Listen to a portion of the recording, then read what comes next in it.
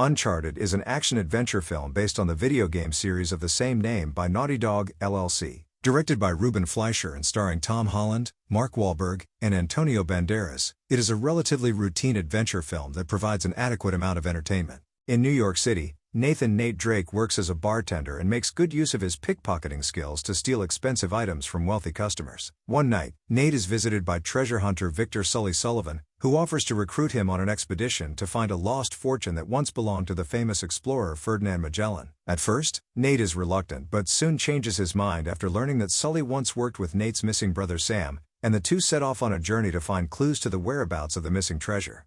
I'm just going to admit this right away, I've never played an Uncharted game before. However, I have watched various gameplay clips on YouTube, and from what I can tell, it seems like a really fun series of games. I also understand that it is a flagship exclusive franchise for Sony's PlayStation consoles, tracing all the way back to 2007 with the release of Uncharted, Drake's Fortune for the PS3. With video game films being a hot ticket right now, it was inevitable that there would be one made based on such a well-known series of games, and this 2022 adaptation makes decent use of the license in a generic but watchable affair. While I didn't witness anything outright terrible, I did notice that the film contains plenty of those adventure movie tropes we've all seen a million times before. It borrows heavily from better movies in the genre, ranging from the obvious Indiana Jones series to even the Pirates of the Caribbean films. Because of this, there's very little the film offers that we haven't viewed already, and that is its biggest downfall. From one scene to another, the audience is made to sit through the same repetitious crazy stunts and acts of betrayal that it makes you wonder if the screenwriters simply lost interest as they were writing the script. Granted, some of these cliched scenes had fleeting moments of fun, and I suppose if you were to treat them as simple popcorn entertainment you can watch with the family, it succeeds on that level. Under Ruben Fleischer's direction, the film at least moves at a brisk enough pace to prevent total boredom from setting in. The exposition is conveyed to the audience in such a quick, simple manner that even a small child could understand it right away,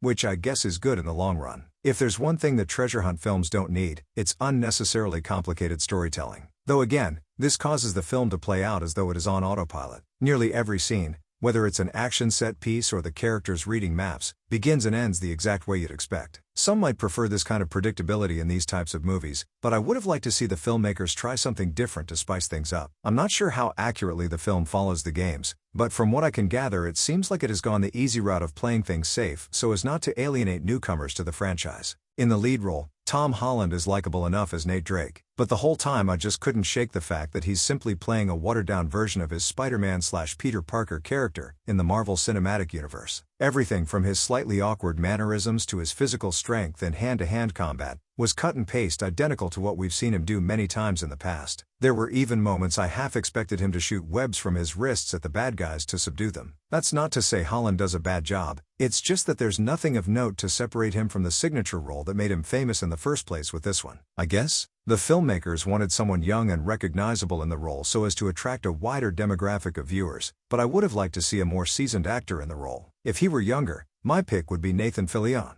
Also, to his credit, Mark Wahlberg looked like he was having fun as Sully, a treasure hunter who allies with Nate to track down the lost fortune. He and Holland did have a nice enough chemistry with each other for me to take an interest in any of their interactions together. For a man in his early 50s, Wahlberg can still hold his own in any action scenes that require him to duke it out with multiple bad guys, and I liked how he often found ways to use brains over brawn to outsmart his enemies. I never would have guessed that Holland and Wahlberg could end up being such a believable pair, but I kind of hope the two of them make more movies together in the future, not just sequels to this one. I didn't really care much for the rest of the cast though. Antonio Banderas was woefully underused in an antagonistic role, which is a shame because I've always thought he'd be a good choice to play a major villain in an action film. He doesn't do much aside from show his plans for stealing the treasure away from Nate and Sully, and without giving away spoilers, he sees very little success. Toddy Gabrielle also went to waste as the mercenary Joe Braddock, someone who seemed interesting at first but ultimately wasn't. Instead of an intimidating adversary, Braddock may as well have been just another generic henchwoman serving no other purpose than cannon fodder for the heroes. However, I did sort of like Sophia Ali as Chloe Fraser, one of Sully's initial accomplices, mainly because she actually has some dimension to her character, albeit brief. Most of her true intentions seemed good at first, but our heroes soon learn that thanks to her, they can't really trust anybody.